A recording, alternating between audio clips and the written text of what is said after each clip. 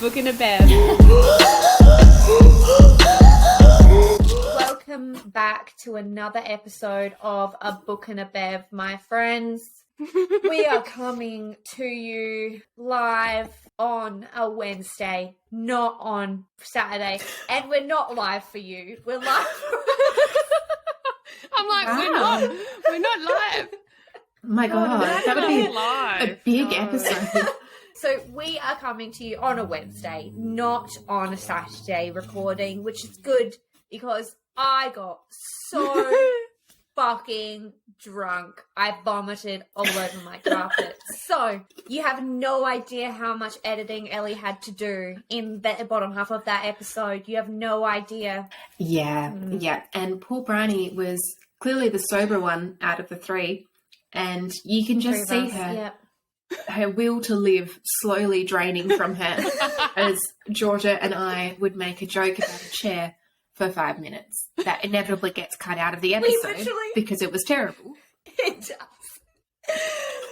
Oh, for reference, it was a joke about a chair being in jail. For some reason, it was so good. Yeah. Anyway. So, yes, we are back. And this week, I am not drinking. I'm giving myself a break. Okay? Your liver all needs I need it. to say. I think, and Ellie is, I think, doing the same thing. Am I correct? You're correct. I'm still drinking my Archer murder-inspired beverage. Well, it's quite fitting for this half of the episode, I suppose, isn't it? It took us 3 hours to get through part one. And not much happens in part one. We establish she's not killing people. She's got the hots for Kale. And Dorian might have magic fingers. That's all we've really come to at this point in time. Yeah, that's the recap of part one. She's like, oh, look, this is fine. And Nehemiah's dead. Oh, yeah. Oh, Yeah. forgot about that bit. Final sentence is Nehemia was dead. So, Yikes. cool. Yikes. Big yikes. Well, Anyway. we're all caught up now, so let's strap our titties in and get on to it. Done. All right. Well, Celaena is not okay because remember Nehemia's dead and she's just witnessed that. And yeah, it's a time. She's staring at the body. Yeah, and it's cut up pretty badly. Like she's sliced and diced like a Hasselback chicken stuffed with feta cheese and pesto. Whoa. Sorry, I needed to find a reference where something is sliced up, and that was it because it's quite delicious. A Hasselback chicken with feta and what? Pesto. Oh, Don't knock it till you try it. that's beautiful. No, that sounds absolutely delicious. And dang, if that was in front of me, I would just Not if it was your best friend who'd been murdered. Yes, and in fact, it's not a piece of chicken. It is Nehemia, and she's not stuffed with feta and pesto. It's blood, and it's she's not dead. It's guts. Yeah, her innards are outed again, and it's not great. Her legs went that way, and her head went that way. And her head went that way. For those that don't know, that's The Aussies. an Aussie classic ad.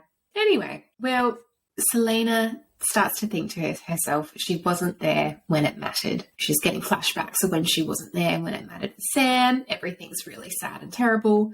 And other people start coming into the room and recognising what's going on. Dorian's there, and all she can think is that they did this. She stares at his neck, and you're like, this can't be good, this can't be good. And she starts putting her dirty fingers on his neck. And she's just like, I'm just going to squeeze. Just a little. Because, yeah, Don't keep move. in mind, she's legged it from fighting out a warehouse of people to save That's right. Kale. She's legged it into the murder scene, so she is filthy. Yeah, she'd have a little bit of bodily She's bodily covered in fluid. blood. Delicious. Yeah. So Dorian's like, oh God. But then Kale appears and she looks at him and is like, fuck off. Game on, son. She just launches herself at him. And she's just going ham because obviously bear in mind, as per the previous episode, Kale knew that something was going down and he didn't tell her. So she's like, this is on you, you motherfucker, and just gouges like a cat, like a kitty cat, down the side of his face, 4 lines, with her nails, with her claws. With her manky nails. Manky nails. But that's not all. Kale barely holds her at bay while demanding the guards stand back. And we get this quote. Celaena, I'm your friend. She stared at him, panting through gritted teeth, her breath coming quicker and quicker before she roared, the sound filling the room, his blood, his world. You will never be my friend. You will always be my enemy. And then she plunges a knife for his heart, but it stops mid-air just before it hits his chest, and a chill moves through the room. Then one of the other guards knocks her out really quickly. I wonder what that chill was. Super interesting. It's getting a little bit cold in here. Well, Dorian watches Kale carry Celaena to the cells, as no other place can hold her while she's pulling herself together, because she's, remember, a motherfucking assassin. So it's either they put her in there or she goes cray-cray. Kale's face is still bleeding from those 4 marks she left on it, and that's not good. That's probably going to scar. He might need a referral to see a plastic surgeon to see what they can do about that before it heals over. He needs to go see Mark Sloan, but he cannot because Mark Sloan is dead. Jesus Christ. I'm sorry. Anyway, Dorian is freaking out that he was able to use his ice magic. Oh my god. Like the delicious topping that it is. Anyway, he was able to use his magic to stop Celaena from killing Kale. But in the horror of the night, it's just one more thing on the pile. No one's got time to deal with it right now, Dorian. Get your shit together. Yeah, look, it's a bit of a trauma sandwich. So Kale tells Dorian most of the story of what happened, and then we get this quote from Kale. I've never seen anyone move like she did. I've never seen anyone run that fast, Dorian. It was like... Kale shook his head. I found a horse within seconds of her taking off, and she still outran me. Who can do that? Isn't that interesting? She could outrun a horse. That is some weird kind of saddle club, that's for sure. Yes. She's like, hello world, this is me running. You look out the window and she's going, keep up. She's like... Oh, God. She's got two ends of a coconut and she's like... It's like that, how people do that as a sport now, where they pretend to be a horse and they jump over things. Oh, my God. No. That is actually Celaena. Oh, that is actually what she did. She did not, in fact, outrun it. She just magically decided to become a horse. I am the horse. The horse is me. That's not a real thing. That cannot be a real thing. That people are entering into competitions. It is. Oh, what is happening to the world? Anyways, let's move on from that. When Celaena wakes up in the cell, she is right back where she started. And we get this quote. The night she'd been captured, she'd also snapped and come so close to killing the person she most wanted to destroy before someone knocked her out and she awoke in a rotting dungeon. She smiled bitterly as she opened her eyes. It was always the same story, the same loss. I just thought I'd sprinkle that trauma in there, because I'm now just committed to making everyone suffer. And now we don't have alcohol to help us through. Nope. And I will also apologise to our listeners, because you're basically just going to get quote after quote for part 2, but there's so much good shit in there that we've got to give it to you. We follow that up with when Celaena is in the cell next to Kaltain, and they discuss how Celaena has ended up in there, and Celaena is basically just destroyed by not only Nehemia's death, but the fact that Kale didn't tell her, and she's got that betrayal as well. We get these quotes that say, she had nothing left to give. After she'd lost Sam and been sent to Endovia, she'd pieced herself back together in the bleakness of the mines.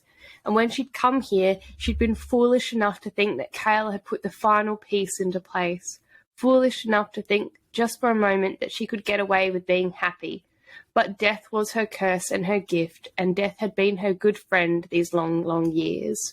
Oh, fuck. Then we get another quote where she's telling Kaltain what's happened, and they killed Nehemia, she whispered into the dark, needing someone, anyone, to hear that the once bright soul had been extinguished, to know that Nehemia had been here on this earth, and she had been all that was good and brave and wonderful. Kaltain was silent for a long moment. Then she said quietly, as if she were trading one piece of misery for another, Duke Perrington is going to Morath in 5 days, and I am to go with him. The king told me I can either marry him or rot down here for the rest of my life. Eek, that is not good. It's so weird because Kaltain You're such an arsehole. And now you're like, oh, well, you've kind of, I mean, is it like karma? But at the same time, this is some fucked karma. Yeah, it's more than karma now. And it's like she was so unlikable. Like, you were made to dislike her so much, and yet you can still feel this empathy and be like, I don't want that for you, no matter how much I hate you. Yeah, and even so, like, Celaena gave her cloak, like, when she's like, you can, for Celaena to be able to, you know, be like, I feel empathy for you, you know, even after you literally almost killed me. Yeah. From there, we get some more nightmare fuel with these quotes from Celaena, where she says, "My headaches are worse," she mumbled, "and those wings, they never stop. My dreams have been filled with shadows and wings," Nehemia had said. Celaena too. So everyone's just hearing these fucking wings and getting these fucking headaches. Everyone's very confused. There's a gas leak. There's a gas leak. Oh my god, there truly is. Shit. And we follow that up with just more trauma, because we get this quote. "How long will they keep you here?" she asked. "Forever, perhaps." She wouldn't care. Let them execute her. Let them put an end to her too. And then basically Celaena tells Celaena to get revenge on everyone if they let her out. And Celaena vows that she'll do that. We move on from that, and Celaena then drinks some drugged water to basically disappear into oblivion. So that's really good coping. Coping 101 from our main gal. Yeah, she's really not okay. I mean, fair, she's just discovered her best friend was murdered, but it's going further than you'd think. Yeah, like, she is not doing good. And you've got to remember, like, she's obviously got the grief of whatever has happened in her past, which we find out in Assassin's Blade in 2 books' time. So whatever has happened in her past, and then her being in the salt mines, and then now dealing with the loss of her best friend, and also technically the loss of Kate too. Yeah. Because she's like, that's it. Yeah, she's like, I can't go back. Basically, like, she has nothing, and this is how she felt. You'll be able to see in future books, but this is how she, you know, is left feeling when her last lover has, you know. So it's like she's back to square one. Yeah. Basically, that's what she feels like. So she ends up letting 3 days pass like that, where she's just drinking the drugged water, barely eating, whatever. And this whole time, Nehemia's words are echoing in her head. "You are nothing more than a coward." Oh. Well, Cale ends up taking her from the cell one day while she's drugged and returns her to his rooms. He hadn't looked at himself and yet with the big claw marks, but he feels such huge shame. And the quote is, he had realised it the moment Celaena had turned to him in Nehemia's bedroom. He had lost her, and she would never in 1,000 lifetimes let him in again. And at this point, I'm still optimistic, like, yeah, but she's just angry right now. If you give her like a month, she might calm down and come back to you. Because remember, I am on board this train. If Aiden knew that one of you two or Claire were going to die, or at least were going to be questioned by the king, who was literally a sadistic killer, and he didn't tell me, and one of you were dead, and I found you, you know, he would be fucking dead. Okay. That would be it. When you phrase it in that way, that is correct. But also their dinner was just very romantic, and yeah. Look, they did have a beautiful dinner. And 5 years of relationship, one beautiful dinner. I would take the dinner. Did you dance? Did you dance when you were posted on the guard in your black cloaks? And did you cry and hold hands under the table to a beautiful face exactly. song? No. Therefore, your love is not true or great like theirs. No. None of ours it are. is not. And that's okay, because they're true, and great love is over, and it's depressing. And ours are still going, so. Who's the real winner? Her life is shit. We shouldn't be comparing. It's definitely us. Her life is shit. Her life is very shit. We definitely should not compare. You know, she's gone through some shit. She has. She has. All right. Well, we get the next chapter, which is short and horrific. Fantastic. She wakes up in her room and the grief swallows her whole. She learns that she was drugged the fuck out when Nehemiah's funeral occurs, and so she doesn't get out of bed for several days. And I feel like she should have at least been given the decency of making the decision herself, whether or not she wanted to attend the funeral. I know she was like, just trying to kill Kale, but still. Yeah, like she made the choice to keep drugging herself, but she didn't know what she was missing. And if she'd known, she would have pulled herself somewhat together enough to go. Exactly right. But who was going to be the one to tell her? Philippa, because she probably had it written down in her cooch, and she could have just pulled that shit out and been like... It was on the diary. It was in the diary, stored in the cooch. The cooch diary. Anyways, we go to the next chapter and we get another little, snapshot chapter, like how we got when Rena Goldsmith died in part 1.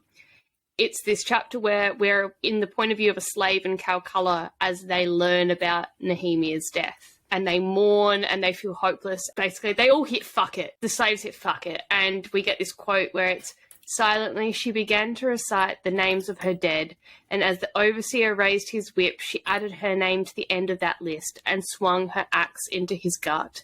This is the second death in this book where, same type of chapter with Rena, she was reciting her list of the dead, and this is the second death we get where they're reciting the names of the dead as they die at the hands of Ardalan soldiers. Just FYI.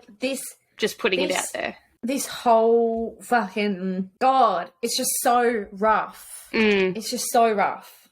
In other books, you get things where someone dies and you mourn them and they get sad and then they come out and it's like, we've pulled ourselves together. She's not pulling herself together for a solid fucking while. She's really struggling. Actually, that's something that I did notice as well, especially in ACST with Feyre and her spiral into depression. She does write this type of trauma really well. And how characters are feeling all the feels and moving through all the different stages. It's something I really enjoy. Other than, if you compare it to Kingdom of the Wicked, Cursed, when, her twin sister dies and she's immediately vengeance. It's brief flashes of grief, but it's overshadowed by other stuff. And it's you literally found, your twin sister's body scooped, dead with her heart scooped out, and you're not fucked. Scooped. Yeah. You've just seen your dead sister's body scooped. Yep. Body's scooped. So we move on to the next chapter, and we find out that Kale's face is definitely scarring. And Kale is trying to piece things together, but, what can he do, really? It's basically... He's done what he's done and he can't go back. That's it. Yep. And it's even worse now because his father has now been summoned to Rifthold, which means he has to face his ongoing daddy issues, which... Woo! Then we are in Dorian's POV and things are changing. His father could go to hell for all he cared, and that was starting to be a problem, he realised, as he sat in his tower room and flipped through all the documents he had to read before tomorrow's meeting with the Southern Lords. He had spent so long being careful to avoid defying his father, but what sort of man could he call himself if he blindly obeyed? A smart man, part of him whispered, flickering with that cold, ancient power. Oh, yes, we love it. Yes, transitioning into, majestic King Dorian. Yes. We love that vibe. He's on the journey of finding his best self. He is. He's just looking into the mirror, saying his daily affirmations, manifesting his dream life. You are strong. You are powerful. You can not fall in love with a girl instantly. You can set proper boundaries. Take your time with a relationship. Just you wait, this boy. He will find someone else to latch his claws into. He just has so much love. He needs a pet or something, but then you could take that sexually, and you don't want that. No, we do not care for bestiality on this podcast. That's a note from us. No, some of us may be starting to read monster romance, but that's very different. Monster romance? I wonder who that is. Is this the one about the dragon with the two penises? That is one that I've read. I'm going to start reading The Kraken's Sacrifice by Katie Roberts, which is another book in that series of Katie Roberts, which is a kraken. And there's some not safe for work fan art on Katie Roberts' Twitter, if anyone wants to look at it. I'm looking at you, listeners. And it definitely does involve tentacles being in places where tentacles may not usually be. Ellie's face right now. Ellie's not ready for the monster romance yet. But we're gonna start off easy with monster romance. Okay, we're gonna start off with Ice Planet of the Barbarians. Okay, Yeah, and go from there. So look forward to that, guys. We will be coming with Ice Planet of the Barbarians very soon. Yes. Scared for my own well-being. Yeah, you probably should be. Yep. And we're going to make you do it anyway. Absolutely, we will. Okay, so Dorian hasn't been able to control his magic basically since stopping Celaena from killing Kale. But he wonders if with Nehemia's death, if his hopes of understanding the magic has gone too. Because obviously him and Nehemia had that conversation where she was like, when the time comes, she was finger painting on his chest. She was drawing little dictations. Yeah, so obviously they were having that chat, and she said, when the time comes, come and ask me, and she dead. She's gone. She eaten. Her innards were scooped. Time is passing, and the only change for Celaena is that she has thought about avenging Nehemia, basically. She doesn't want to die before she makes this fucker pay, which is awesome. She's basically thought long and hard and realises that she knows who did it. The way in which Nehemia was killed, she's like, this is too familiar. I've seen the way that this person kills. And you remember Grave from book one? That fucker, the one with the hanky? Oh, that was iconic. Hanky Bam. Yeah, you remember him? Yeah.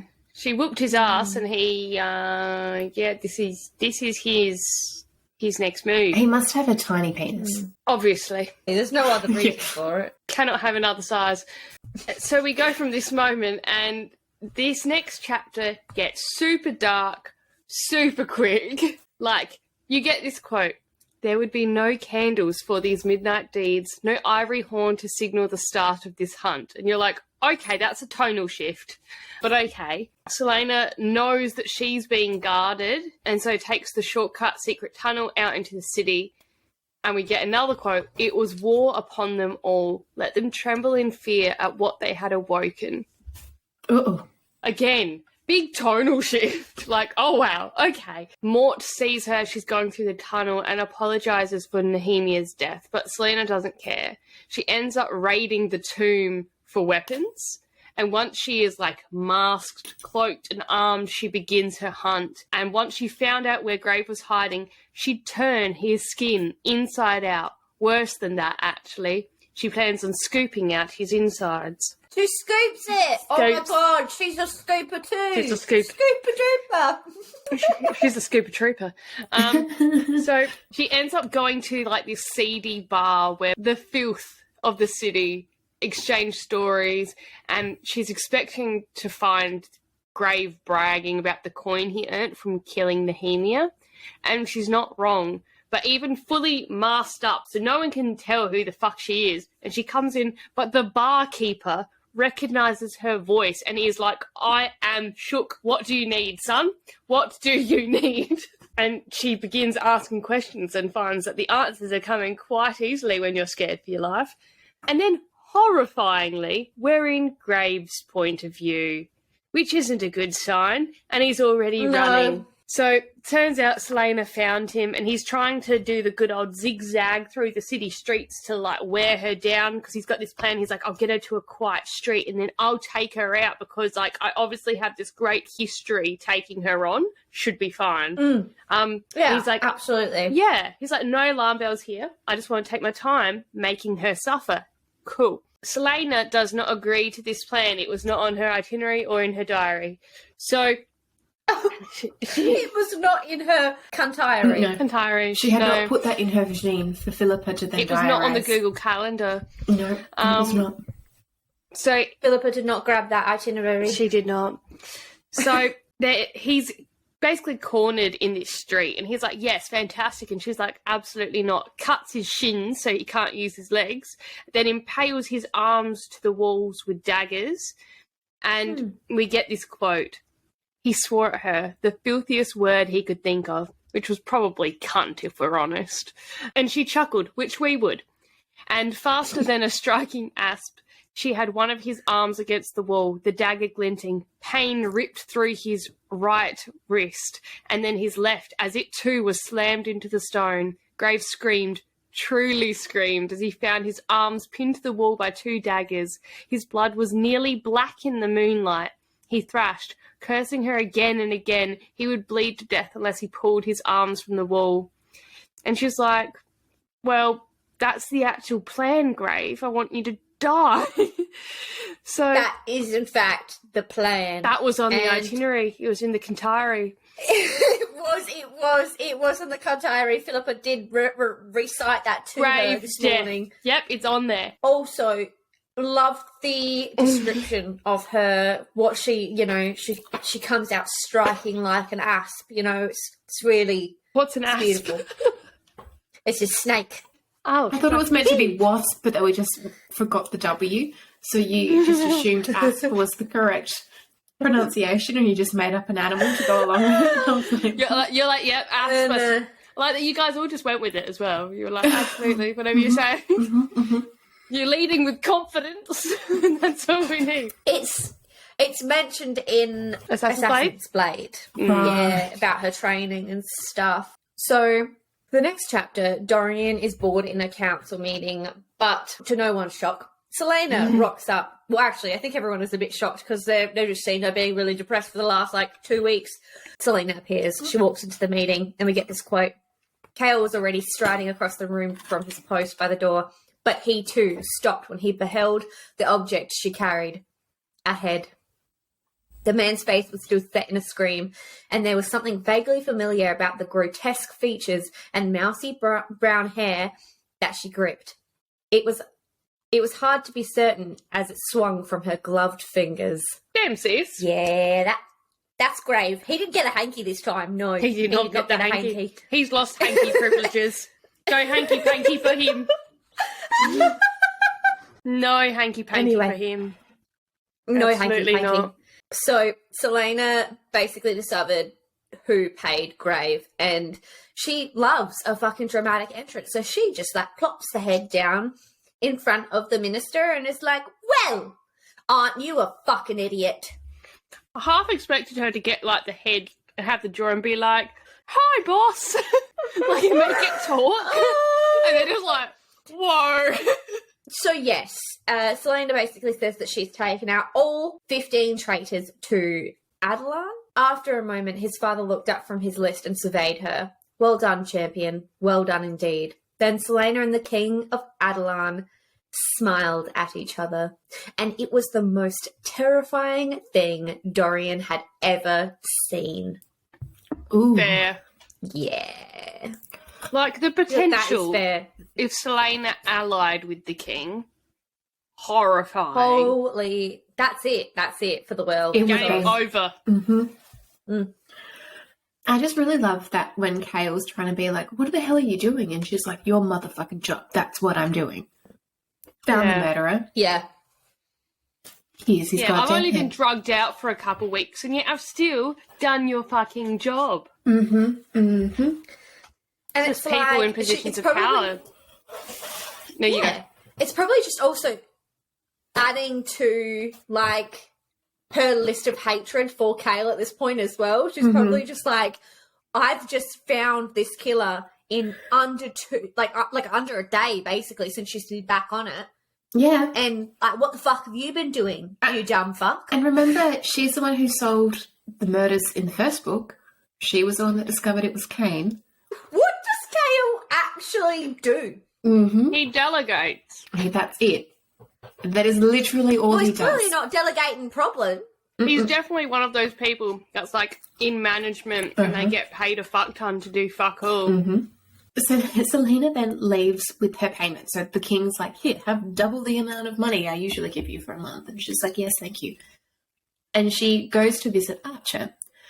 And we end up finding out the list of names she had was the men that she'd killed in the warehouse, which is fitting. That's very clever and convenient of her. And then he tries to convince her to help them. And she's like, She tells him he has 5 days to prepare himself to fake his death. He is shocked because doesn't she want to help them after everything that what's happened? And it's like, I actually don't care about anything in the world anymore. And maybe I would have been in the castle to stop the murder of my best friend if it weren't for you. So just, no, Archer, no. Fake your death or I will kill you. Like, the nerve of that bastard to be like, he's like, actually, oh my God, don't you want to give more? Yeah. Why He's won't you given help? enough. I always knew there was something up with him and he wasn't quite being truthful, but I didn't actually pick the link when I was... Yeah, you're like, something's not quite right, but I can't pick what it is. And you're getting all these little drib drabs of like, you know, she thinks she surprised him, but she hasn't, or like he's quickly drawn a weapon, or he defends himself better than she thought, or he's quieter, and you're like, What's going on here? Something's not, something's odd here. But we don't know yet. We're now in Kale's point of view, and he is meeting with his daddy. Daddy is a snake. He tries to belittle and bully Kale, all the while making derogatory comments about Kale's mother and younger brother, and it's like, dude, take your misogyny and leave it at the door. God. Yeah, but as well, it's like, why do people do this? Why do you stay with someone and just whinge about how fucked they are? Like, he's just like, my wife is a dumb cunt, my son is shit. And you're like, so why? Yeah. What? Yeah. Remove yourself from the situation if you're that miserably unhappy with the people you surround yourself with. Kale's daddy, Seriously? he needs some family therapy. Yes. Ultimately, his father is trying to convince him to return home to be their heir in Anil, which is kind of like, you're not going about it in the right way, my friend. Like, not at all. It's like negging. Yeah. It's insane. So the quote is, I have worked for 10 years to be in this position, and it'll take far more than a few taunts from you to get me back to Anil. And if you think Terran is weak, then send him to me for training. Maybe here he'll learn how real men act. Real men don't tell their girlfriends things. We hide our feelings. Real men don't do their job. We like to delegate. I also think it's Anel. Oh, fuck. Amel? Anel? Anel? Anal? I think it's Yeah. Anel. Listen. Anal! Anal. Listeners, sorry, I did pronounce it incorrectly. It's actually anal. Yeah. Going forward. Next chapter, Celaena goes to Nehemia's rooms, which she just really likes to make herself suffer, doesn't she, our girl?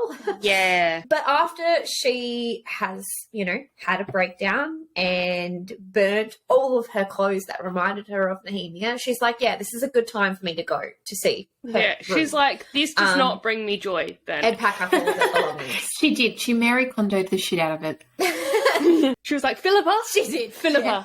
this does not bring me joy. Set it on fire.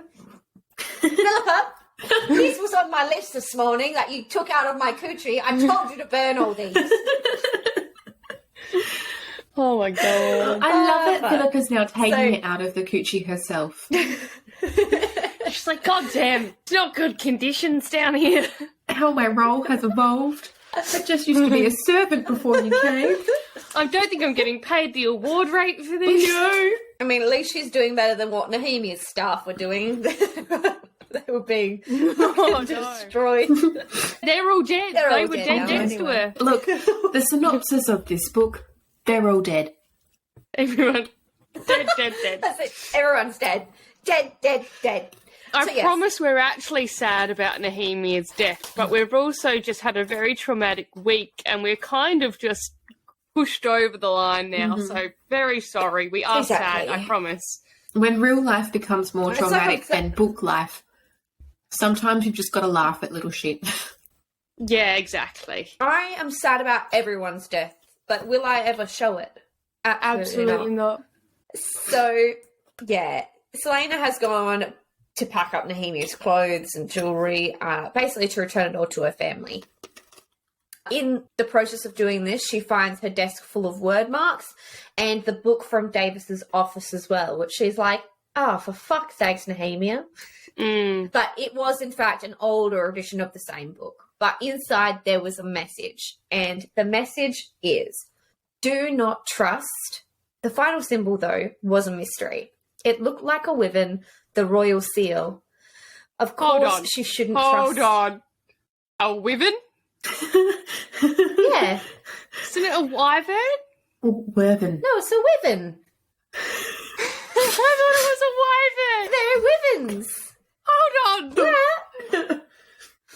A wyvern? My life is wyvern. shook. So, Anyways, Yes. sorry. so if we're saying it wrong, neither of us really cares. Nah. So we're just going to say it. Fuck it up. So the quote is, "Do not trust." The final symbol, though, was a mystery. It looked like a wyvern, the royal seal. Of course, she shouldn't trust the King of Ardalan. She flipped through the book, scanning for any information. Nothing. And then she turned to the back cover, and there, Nehemia had written, "It is only with the eye that one can see rightly." And Celaena basically remembers when Nehemia told her not to think about it, but she was actually lying to her to conceal her work with the rebel group, which, just top off Celaena's already great mood. And she basically promised Celaena that there would be no more secrets, and she lied. She's a liar. And this just spirals Celaena down a tunnel of hatred for the world. Yep, that's fair. Celaena realizes that the only with the eye you can see thing is about something else. So she ends up racing to the tomb past a very unhappy Mort and fits the hilt of the sword of Damaris to this particular hole in the wall that she'd seen before where she'd tried to put the eye of Elena. And she looks through it and there is like this huge ass poem on everything. So the poem is, "By the Vulg 3 were made, of the gatestone of the word, obsidian the gods forbade, and stone they greatly feared. In grief he hid one in the crown of her he loved so well, to keep with her where she lay down inside the starry cell. The second one was hidden in a mountain made of fire, where all men were forbidden despite their great desires. Where the third lies will never be told by voice or tongue or sum of gold." Interesting. Interesting. Interesting. Super Talking interesting. in riddles. It just reminds me of the riddle within ACST, which we all guessed in 10 minutes. That's okay. Do you guess where all three of them are? Well, not where all three of them were from the first reading, certainly the one in the cell. But, Yeah. well, we don't really know what they are yet either. We haven't found out that they're keys. Yeah, at this stage of the book, we don't know what they are. No. But- So I knew there was something in the cell. And obsidian, I remember they were talking about the rings being obsidian. But then I can't remember what the last one was, so I don't think I even thought about that one at all. But anyway. Nothing to see here. What is the last one? Now I'm intrigued. Where the third lies will never be told by voice or tongue or sum of gold. Well, that gives no clues. Right, as of now, I don't know what that could mean. I'm thinking, is it in Mort's mouth? Because surely he doesn't have a tongue. Because it's I not see told. where you're going with that. So it's not by voice or tongue. It's not. Okay, I see where you're going with that. Yeah, I feel like it's not. in I his wasn't mouth, expecting you to go there, but I see it. Look, most people aren't with my trains of thought, but that's okay. Okay. Well, Celaena then asks Mort. She doesn't reach in and look for a key. She's like, open up. Open wide for mummy. Here comes the choo-choo train. And she's got a dagger. She's like, choo-choo. No, Celaena asks Mort about Proem, the riddle, but ends up finding out that Nehemia had been to the tomb multiple times before Celaena had brought her there, and that just hurt Celaena even more. Oh, so God. she was keeping a lot of secrets, that gal. It's not getting better, is it? It's really not.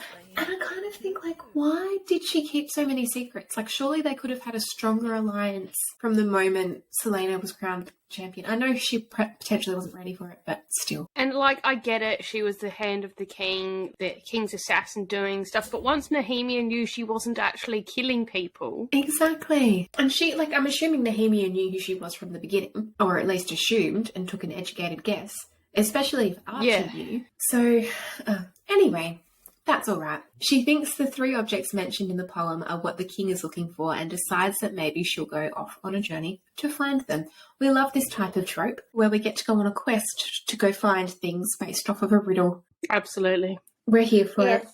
But right now, grief is overcoming Celaena. She potentially might not need a quest in this very moment. But Elena comes to comfort her. And it's a very, very sweet moment because, in my opinion, Elena is still her grandmummy at this stage. I know she's not. Grandmummy, it's me, Anastasia. Yeah, bless. Sad, depressing Anastasia.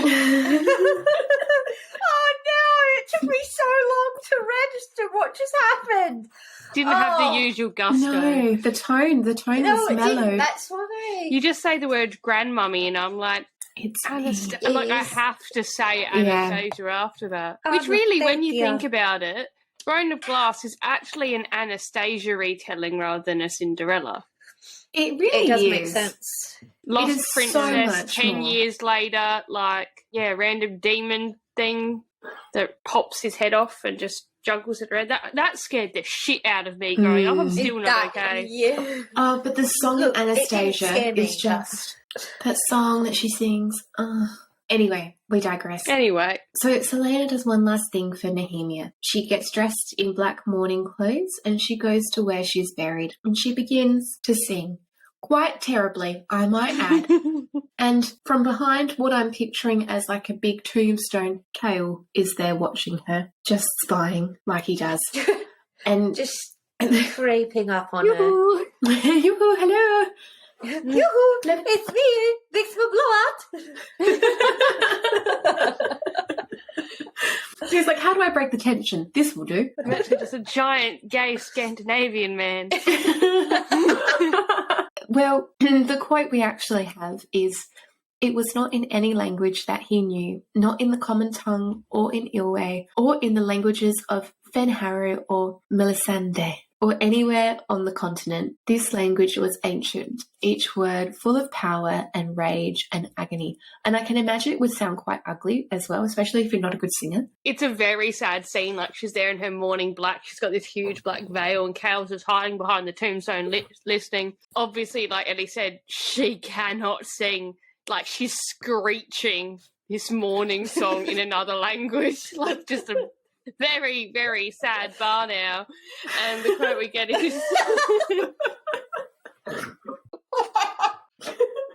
Sing like a sad barn owl. Like, you just imagine it like... See, I would go, because it's sad. The quote we get is, she did not have a beautiful voice, and many of the words sounded like half sobs, the vowels stretched by the pangs of sorrow, the consonants hardened by anger. She beat her breast in time, so full of savage grace, so at odds with the black gown and the veil she wore. The hair on the back of his neck stood as the lament poured from her mouth, unearthly and foreign, a song of grief so old that it predated the stone castle itself. Ooh, Banging her so titties, fun. just... That's what I mean. I was like, oh, that's gotta hurt. That better not be on a period week, because that would puncture you. Oh, God. So she finishes her super sad song and looks at him, and she doesn't say a word. She's just staring at him from under her veil, being like, She's the just fuck, man. Come at me, bro. And he's wondering... She's doing gang signs. Underneath the veil. You want to throw hands?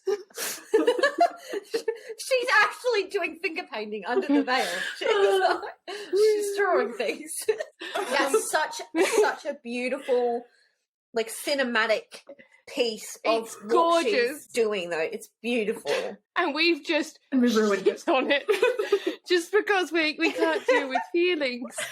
So Kale wonders how to fix things between them, and then he realizes he can't. He was part of it happening, and he deserves whatever punishment he gets, including losing her. Oh, she's like a bad stale lettuce. This moment is really heartbreaking, and Celaena takes Fleetfoot for a morning walk, and the dog is basically just sitting there waiting for Nehemia to join them, because he doesn't know that Nehemia's not going to join them anymore. Oh, Which buddy. way to rub it in, Fleetfoot. Yeah, Fleetfoot's She's like, going through you're not something." enough. You are not enough, mother. Yeah, it's- First episode we had moo. Last episode we had oink, and now we've got. Oh, it's just the farm. The whole fucking farm. Oh my Old God. MacDonald had a farm. Oh no. And on that farm we had death. They were all sent to the farm. Oh no. Oh, No. fucking hell. We fuck it up. Anyway. Leave that behind. Don't go there. Dorian is in the library when Celaena ends up going to find... Well, I don't think she's going to look for him. She's just going to the library and she just stumbles across Dorian. And they are a little bit awkward at first, but Dorian just offers to help her find anything that she needs because he is a library pro and we love that for him.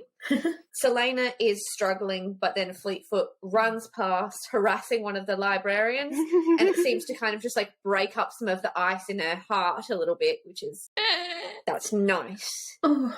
We get this quote. As if she could read through his thoughts, she said, I apologise for my behaviour lately. I haven't been myself. Or she'd just been a part of herself that she usually kept on a tight, tight leash, she thought. But he said, I understand. And from the way her eyes softened, he knew that was all he'd ever needed to say. Which is very sweet. I just love I love their friendship. I love their companionship. It's just really sweet. Anyway. I love the feelings and the friendship, and It's so beautiful. He just reminds me of a little puppy dog needing a lot of like positive reinforcement and praise. Yeah. Look, you're not wrong. Yeah. So Kale has gone to hide in the library as well when he sees Celaena and Dorian talking. And of course he feels jealousy, but he is just happy that she's actually talking to someone. Which is like, stop trying to make me like you again, Kale. You've just pulled us all into this mess. And now you're just sitting there and you're whatever. You haven't even helped anything. You've just been grovelling.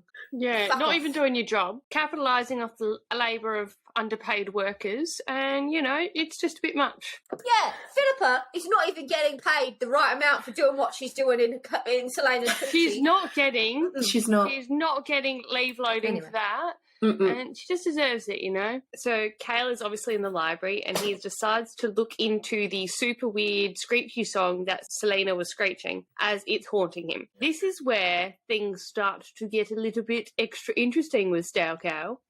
So what he's looking through all these books, and quote one we get is when he's talking to like the master librarian, and we get, so there are no dirges in Terrasen that are sung in a different language? And the librarian responds with, no, he said, drawing out the word as he pondered. But I once heard that in the High Court of Terrasen, when the nobility died, they sang their laments in the language of the Fae. Kale's heart is like nearly stopping, but we keep going because we've got to add to the trauma and the like anticipation. So quote 2, those songs were sacred to the court. Only those of noble blood ever learned or sang them. They were taught and sung in secret, their dead buried by the light of the moon when no other ears could hear them. At least that's what rumour claimed. And then he goes on, this librarian's just chilling. He's like, I'll admit to my own morbid curiosity in that I'd hoped to hear them 10 years ago, but by the time the slaughter had ended, there was no one left in those noble houses to sing them. And Kayla's like, remembering when Celaena was saying, you will always be my enemy? Interesting. Quote 3, Kayla's stressing. He's very stressed and we get this. Which house did she belong to? Her parents hadn't just been murdered. They were part of the nobility who had been executed by the king, slaughtered. She'd been found in their bed after they'd been killed, and then she must have run until she found the place where a Terrasen nobleman's daughter could hide, the Assassin's Keep. She'd learned the only skills that could keep her safe. To escape death, she'd become death. Regardless of what territory her parents had lorded over, if Celaena ever took up the mantle she'd lost, and if Terrasen ever got to its feet, Celaena could become a powerhouse potentially capable of standing against Ardalan, and that made Celaena more than just his enemy. It made her the greatest threat he'd ever encountered. Oh, fuck off, Kale, you fucking little bitch. I've had enough of him. This is the moment where I started to get very mad at Kale because I'm thinking in my head, okay, fucking 3 chapters ago, you were in love with her, sucking about how she doesn't love you anymore. Yeah, you lost her. And now you're like, actually, I flipped it. She is no longer Celaena. No, she is my fucking enemy. He just needed to mansplain the situation to himself. so he could gaslight her into not being the victim anymore. He's actually the victim in that He's scenario. the victim. That's it. Twist of events. He is. Kale actually lost all of his family. Kale's best friend actually died. Shocker. Celaena's now tailing Archer and watches him leave, and he has some interactions with the rebels, but she's finding it increasingly hard to give a single shit about him when she has lost everyone she cares about. So she's meant to be sort of scoping things out and doing her job, and she's like, I've hit fuck it. Like, there's not much left for me going on right now. But she decides to go and visit Dorian because she just needs some human companionship. And he has books everywhere in his room. On every surface, there is a book. And he doesn't have the cleaning people come to clean them. The cleaning people. Would you believe they clean? The staff. They clean, the cleaning staff. people clean the things. They laugh a little bit about his collection, and she's realised that she's laughing. And it's, well, we also get this little tidbit. Don't you have people who dress you? I would have thought that Roland would be your devoted servant at least. Dorian snorted, plumping his pillows. Roland's tried. Thankfully, he's been suffering from awful headaches lately and has backed off. Isn't that interesting? So interesting. There's a lot of gas leaks in this book. There is a lot. Maybe they've all just got like sinus problems and they're getting sinus headaches. Bad hay fever season. Dust mites. Anyway, Dorian ends up calling Celaena out. We get this quote. So, Dorian said quietly, can I ask why you decided to join me for dinner? You've made it pretty clear that you don't want to spend any time with me, and I thought you had work to do tonight. Actually, she'd been downright awful to him, but he kept his back to her as though the question didn't matter. And she didn't quite know why the words came out, but she spoke the truth anyway, because I have nowhere else to go. Sitting in her rooms in silence made the pain worse. Going to the tomb only frustrated her, and the thought of Kale still hurt so badly she couldn't breathe.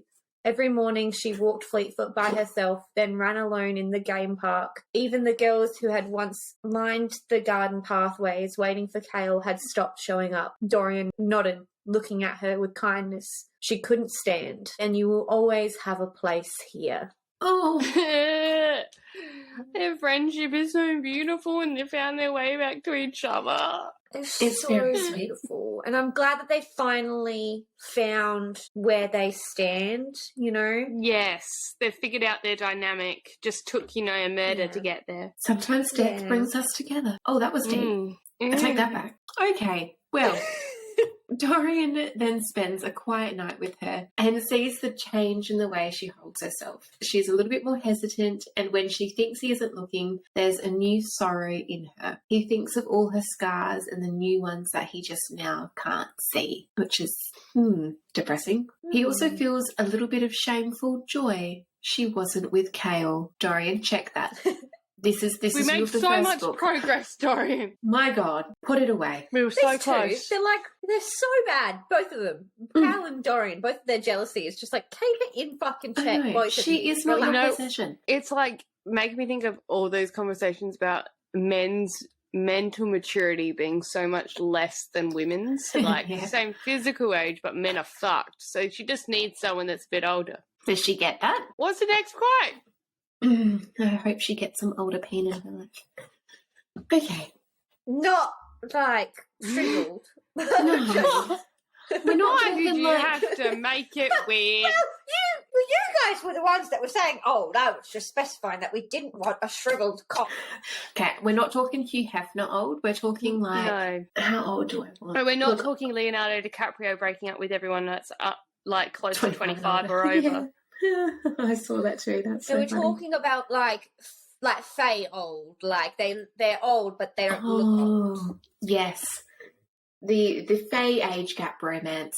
Yes, they age gap. It's 500 years, but who's counting? No, that's fine. Not me. Same with my fave Yeah, couple. well, that's it. That's exactly what I was thinking about. So I again would still really like to see a book where it's the Fae warrior woman and like the nerdy guy that's just a casual mortal. It would not happen. It would not happen. Because he'd be like, can I fuck you?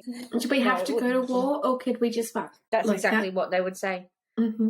Or they'd be like, oh, I don't really care that much about the rest of humanity. They can just die. Yeah. Look, I don't think I'm not very political, to be honest. I just asked my mum and dad what to vote. Oh, dear. Oh. We don't need that. We don't need that energy. Mm-mm-mm-mm-mm. Well, let's get back to the book. That's what we're here for anyway, isn't it? Yeah. So, Celaena goes to visit Mort a bit later on, who is still just my favourite character in the book. She is still having no luck with the riddle poem thing that she found. But then she gets an idea, and it sort of ends on this like, oh no, Mort's telling her, whatever you're doing, stop. Put a pin in it. Don't do it. But she's like, YOLO. And she goes to see Baba Yellowlegs. You remember the witch? The witch from the carnival? Yeah, she goes to... The Crayola.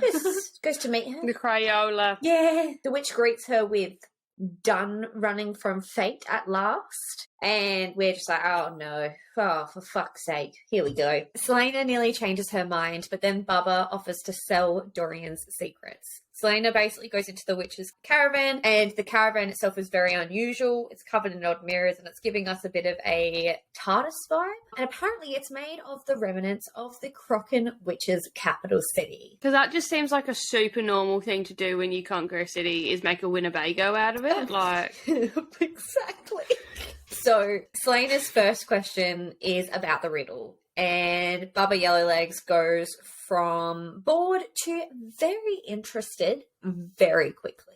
And Celaena basically asks what the three objects are. And we get this. Word keys, Yellowlegs breathed, eyes glowing. It describes the 3 word keys to open the word gate. Cold slithered down Celaena's spine, but she said, with more bravado than she'd felt, tell me what they are. The word keys, the word gate. For all I know, you might be lying about the answer. I'd rather not be made a fool of. This information is not for the idle games of mortals, Yellowlegs snapped. Gold gleamed in Celaena's palm. Name your price. The woman studied her from head to toe, sniffing once.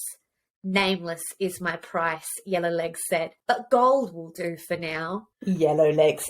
You're so sneaky. She's a greedy bitch. Yellowlegs is the surreal of this book, just giving us the tea when we need it. Don't do that to the surreal, though. I was going to say, at least he didn't harm anyone that we know. I said bubble legs.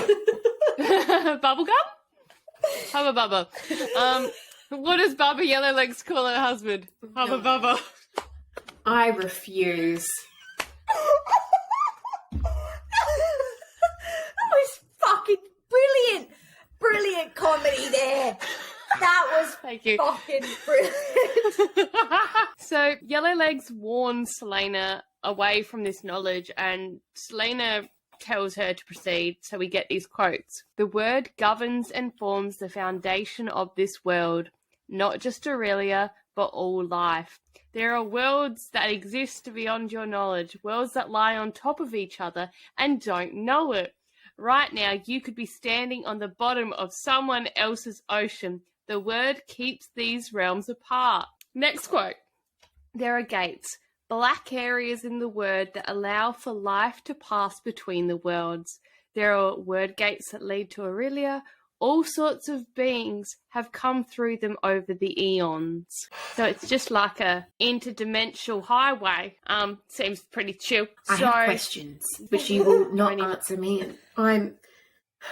What are your questions? We won't answer, but just ask them. Who is Link? For those that are audio only, Georgia and I are covering our faces with the book because we have absolutely zero poker face. We have no poker face, but we do also want Ellie to ask these questions in case you have these questions too, to know you're not alone. We really do. So the bottom of the ocean that they're standing in the other world, is that Perithian? Are they with Resend? Where are they? Are they with the people in Crescent City that I haven't read yet? Where are they? Who are they with? Who are they connected to? Is she Resand's cousin? Are we going to find out what his last name is? Because I'm really concerned that I don't know his last name yet, and we've already read 5 books. Look, that's a valid point. Yeah, that is a valid point. Yeah. Okay, thank you. All right, I think we handled that pretty well, Georgia. Yeah, I was trying to make my eyes not make movements because I was like, look at the face. I'm like, So, Yellowlegs gives Celaena the history of the Vulg, demons from another realm who broke through the gates and came to this world. the Volg created 3 keys from the word gates to basically open the floodgates to their armies, and the Fae stood against them and ended up stealing the keys. Apparently, the Fae Queen Maeve was able to banish the Volg from this realm, but the keys couldn't be destroyed, so they were hidden across the continent instead. Isn't that interesting? So, Ellie, what did you take from that? What do you think's going to happen? Like when you read that, what do you think? When I think? read that, I feel like the rest of the series is going to be a quest on who can find the 3 keys the fastest and either destroy the world or save the world. I also think Valg sounds very similar. Well, it looks similar to Clag Glue, and that's what I'm thinking when I see that one. Also, I was not expecting Clag. I'm sorry. When you just look at that word, that's the first thing that comes to my mind. Oh dear, but no, I didn't really. The only thing I'm gathering from this is obviously Maeve is somehow important. I haven't quite put her in the jigsaw puzzle as of yet, and Clag Glue. That's about it. Cool. These are all things that you learn more of in the next book, especially. Okay. They expand on more, so. But you're definitely picking up on the vibes of, like, that's where the series is going to go, is on this questy vibes. Yeah. And I know a lot of people out there don't like quests. I love them. I work well with the quests. Who doesn't like quests? I know. I will fight them. Yeah. I will go on a quest to fight them. We will come on a quest to fight you all. We will. We shall. So, for a bit of context for you all, the person who holds all 3 keys would have control over the broken word gate and the whole continent. I like that they're specifying continent, because continent means that there are other places within the world. There's the southern continent, and then is it the eastern continent, which is where Wendelin is? Yeah. But there's also other worlds. Yes. Okay, Yeah. all right. There's The word gates. layers upon layers upon Through the layers, word. much like an It's onion. onions. It's like a parfait. Oh, it is. It's like a parfait. Oh, Parfaits are blaze. okay. Well, even one key is dangerous. It's raw power to be shaped by the will of the person. So if the will of the person is good, then good times for all. If the will of the person is bad, y'all gonna die. It's like all gravy, baby, not all gravy, baby. No. Not okay. Pretty much.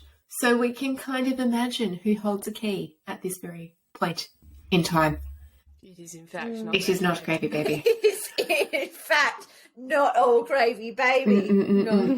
It is not. Obviously, it's a king. Oh, yeah, sorry. If you were not sure, it is the king. Insert footnote. It is the king. Insert footnote, not gravy, baby, dash is king. Why do we do this? I don't know. This is like prime example of like one joke. Now we're all saying it and just adding stupid bits to it. In fairness, that was just you two. I just let you I write it know. down. Oh, Anyway. shit. Well, things then take a turn, and Yellowlegs is suddenly everywhere but nowhere. Oh no. I know. Imagine that with like a sharp iron teeth. Oh, not a great time. The game is over, and now it's time for murder. Murder. 'Cause this whole time, like, Celaena and, like, Yellowlegs have been, like, having this conversation, but also being like, you're fucked, no, you're fucked. Well, I'm going to have an eye on, like, and they're just kind of this tension. And then they're like, well, now that I've revealed these secrets, it's actually okay because you're going to die. You're So each going no to one's die. going to know. Exactly. Time to die. So Celaena ends up being whipped in the head by a chain and then just blacks the fuck out. Now we swap over to Kale's point of view. And Dorian and Kale are watching the carnival pack up. But really, Kale's mind is elsewhere. He had gone to the library to look at Terrason's genealogy records. He has made a list of all of the noble houses and is trying to figure out which one Celaena belongs to. So it's like... Which one she oblongs to? Belongs to... Oblongs. She's an oblong shape. From an oblong family of rectangles. This is why we can't be trusted. God. We're cackling over a rectangle. It's just... Oh, okay. I'm not even going to repeat all of that. We're like, No, it's fuck it up. That's staying staying in in. as is. Sorry, everyone. Dorian is done waiting for Kale to step up and says that Celaena is coping as best as she can, but she has not mentioned Kale because Dorian's like, look, I'm her special friend now. Yeah. I'm her favourite. I am the captain now. Exactly right. She is grieving with me now. They then discuss Kale's father and his meddling. It's clear his father wants him back in anal, but Kale has never wanted that power. The power of the rectum. This isn't that type of book.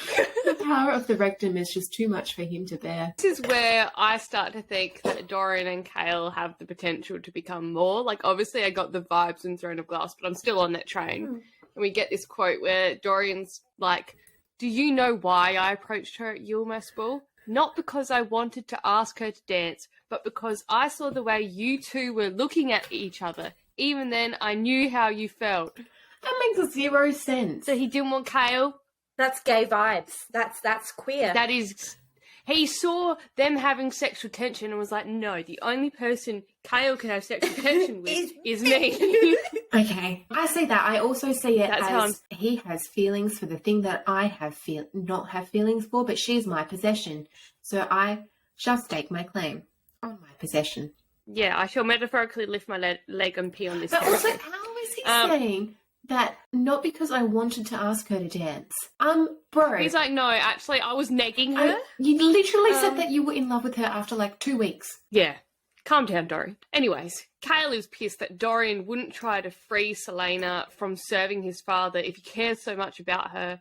And Dorian ends up saying that he agrees, but he's limited in how far he can push his father without making things worse. Dorian also reminds Kale to consider where his loyalties lie. He's kind of like, check yourself before you wreck yourself. And our gay love story.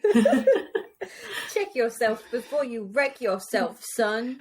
So anyway, yes, Celaena basically wakes up and she's chained. Because remember, we left her and Baba Yellowlegs was... It's not in a kinky way. No. She realises that she's in a bit of a predicament. So she pretends that she's still unconscious. And then she's like, surprise, and basically, what? Takes Yellowlegs with a surprised head. Celaena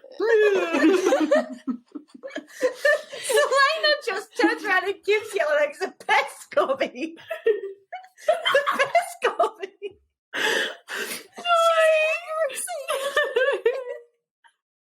her entire life. And Bobby Yellowlegs. Stop. He's like, look, you've got good game. Let me let you free. Freedom. She's like, let me just cunnilingo my way out. Oh my god, my stomach hurts so much. That was so funny. My face hurts. I'm smiling. Okay, so no. Not from gobbies. No, because when you were doing this, I was picturing like her taking her head off to give to, like my brain wasn't even around that type of head. And then he just went to gobbies. So And it's like, takes out Yellowlegs with a surprise head But butt. oh fuck. Okay. Oh, Jesus Christ, JC. See, I'm so sorry. So yeah, look. Celaena does not give Yellowlegs the best gobby of her entire life. No, she takes her out with a surprise headbutt and then she frees herself. So that's a bit of a twist of events. The fight is on from that moment. It is assassin versus witch. Yellowlegs is villain monologuing about how many women she has killed over the last 500 years in this caravan. Which Not the is a Winnebago. long time for a Winnebago. Jesus. And then we get this quote, confirming that Yellowlegs was a blue-blooded Iron Teeth witch changed nothing, Celaena told herself. Nothing except she'd have to find a bigger weapon. We need a bigger boat. we're gonna need a bigger boat. Have you ever played Knifey Spoony before? Celaena manages to find an axe and starts fucking Yellowlegs with it. Sorry, what?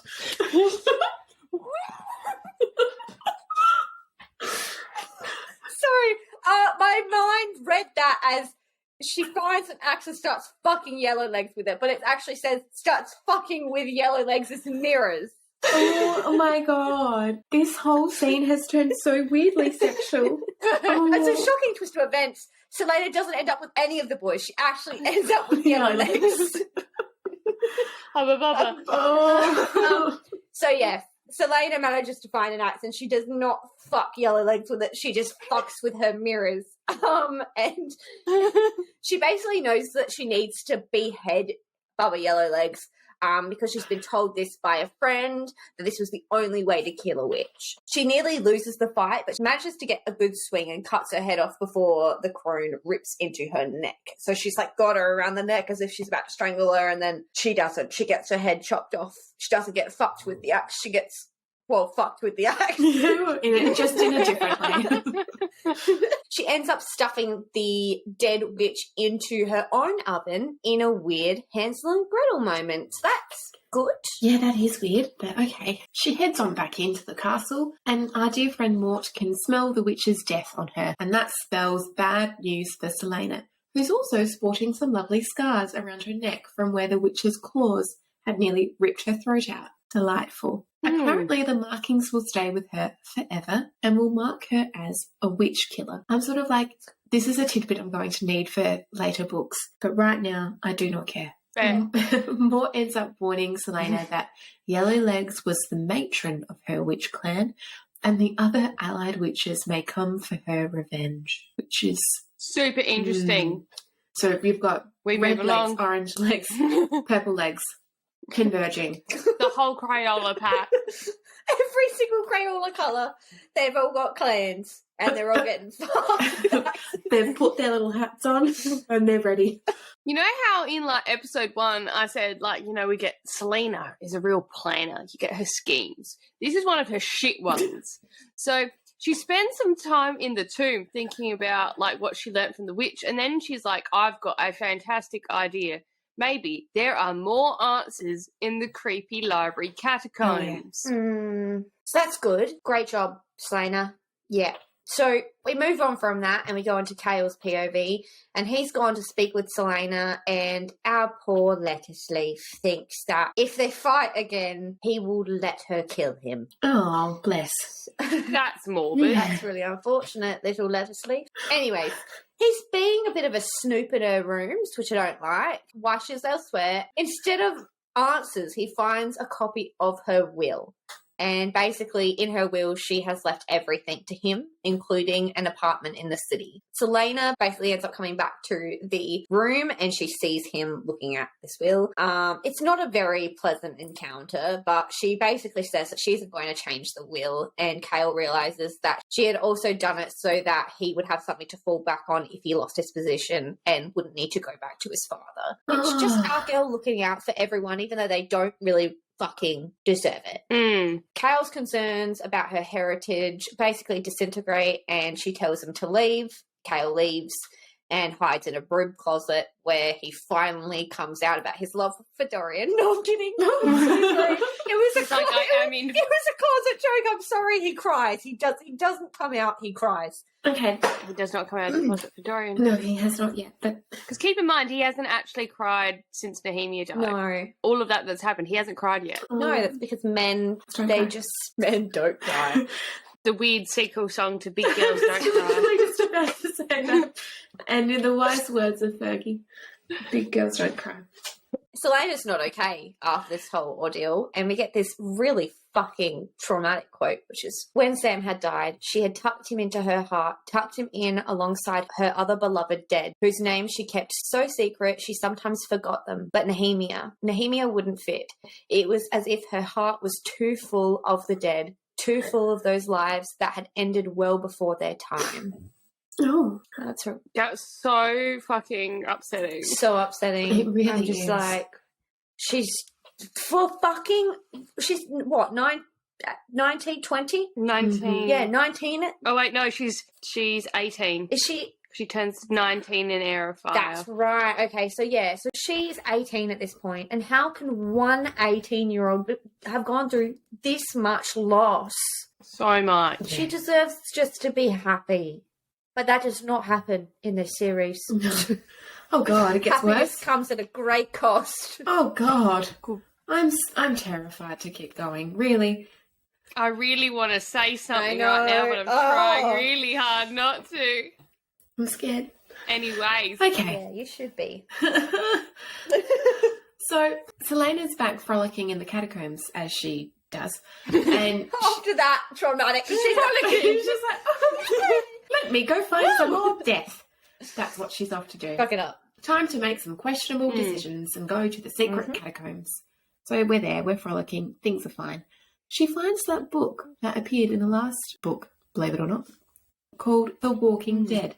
And no, it's not about zombies, but within it, she does find a spell to unlock the super secret door, which I feel like... Carl. Oh, God. Fuck's sake. If there is a super secret door somewhere, perhaps leave it secret. It's just going to be my own suggestion. Absolutely. Do not open And it. if there's a fucking book called The Walking Dead, don't be like, I must follow directions from this. Yeah, this sounds great. You're going, The Walking Dead. You know what? I would like to be I would like to be dead and walking. So Yes. let's go. Let's go. Well, she does just do that. And she finds doors upon iron doors. Some sort of iron encased in a dungeon. There's just a lot of depth. A lot of doors, a lot of iron. Along the walls are cells, and they're all numbered. And she's like, it might not be the safest idea to open these, so I'll just keep going. She's an idiot, but she's not that much of a fucking idiot, basically. That's what this is. She's not that suicidal. Yeah, no, not yet. But what does she do? She does find another door that leads to another hallway, so she goes through that one, and she realises she's in like a spiral labyrinth. So she's passing over 100 doors as she goes through to find the centre. She opens what she thinks is the final door, and despite her instincts screaming no, she's like, hello world, this is me, and steps in. Life should be fun for everyone. Fun for everyone. It's like 8 sections as well that she's walked through in this. She had a lot of time to change her mind. So she's come across a cell where someone has clearly broken out of it. That is a red flag, number 1. There's fingernail gouges in the wall near the iron chains. Red flag number 2. She keeps going on and finds an 8th gate. And she's like, you know what? I shall pass this too. As she goes through it, her head starts pounding. Red flag number 3. She climbs up these staircases and realises that the material is made of the same dark colour of the king's ring. And then she realises she is in the clock tower. Ding, ding, ding. Red flags. So, we move on from that. Awesome. And we are now in Dorian's POV. And he saw Celaena on her war quest, and he's like, I'm going to follow her because she seems like she's making terrible decisions and I think she needs a chaperone, which is true on all levels. So Celaena is basically sprinting out of the clock tower when she thinks about the dark stone described in the riddle. But she's like, I have bigger problems because all of the torches are out and now she is not alone. So on her way in, she's been like lighting the lights and she's like, this seems absolutely fine. No questions here. And it's like, oh, hey, they've all gone out. So that seems chill. So it ends up realising that the torch she's carrying is kind of like a fucking beacon in the fact that there's no other light. So she puts her torch down because she's like, I've memorised the way out. It'll be fine. But then her amulet, like the Eye of Elena, just starts glowing. And we get this quote. There was a scrape of nail against stone and then the sound of breathing. It was not her own. No, absolutely not. Nope. We are then in whatever the thing is, that point of view. As it watches her. Ooh. We find out that light hurts its eyes because it's been in these catacombs for a long fucking time. It hisses in her ear, and thank fuck Celaena is like a stab first, ask questions later type of gal, because she glimpsed only a flash of withered skin and jagged, stumpy teeth before she sliced Damaris across its chest. It screamed like nothing she had ever heard as the ragged cloth ripped, revealing a bony, misshapen chest peppered with scars. It slammed a clawed hand into her face as it fell, its eyes gleaming from the light of the amulet.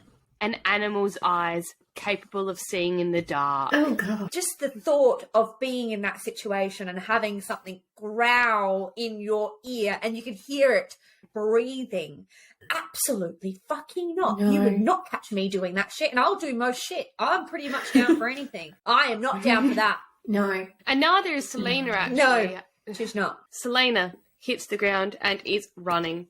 She realizes that whatever this creature is, it stands like a man, but it is not a man. She realizes that she unlocked all of the doors that were to keep this thing in. She also realizes that this was the thing that she'd seen behind the door earlier in the book, and the sniffer dog that was just there in the hallway one time. So it lunges for her and she fends it off, and then its hood falls back and it looks like it had once been a man. Its hair is in clumps and like it's got these scarred lips that look like someone has stitched them shut and then torn them open and stitched them shut again. God. Celaena thinks like, hard pass, you're not my type, and just keeps running. Smash a pass. Pass.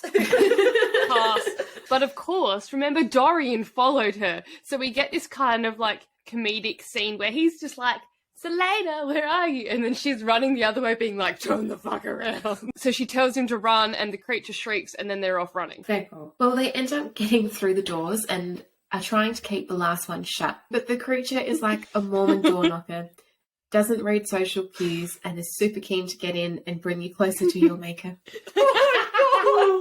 The Mormons are absolutely quaking. The Mormons are not listening to this podcast. Well, maybe not the Mormons from Mum Talk. They seem kind of loose. They could probably fit right in. Anywho, Dorian ends up revealing his magic as he tries to seal the door shut. Celaena holds the door shut while Dorian runs for the Walking Dead book. He finds it and they swap places. And Celaena uses her blood to draw word marks on the door. Interesting point that we pick up later when she's drawing word marks with her blood. They step back and the creature bursts through, only to get stuck in the word mark trap.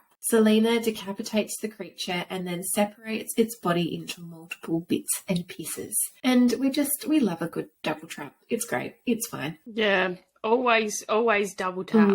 Well, she does like another stab in the chest just to make sure, and looks at its chest.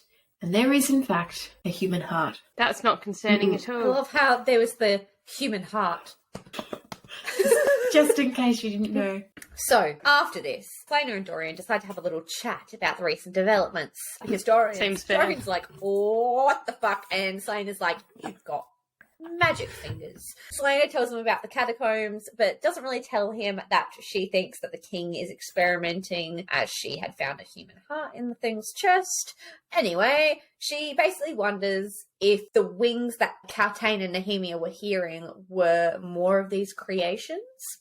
We're unsure. They then discuss Dorian's magic, and Celaena thanks Dorian for stopping her from killing Kale. Celaena sees a name in Dorian's family tree that makes her very, very stressed, but she ends up concealing it.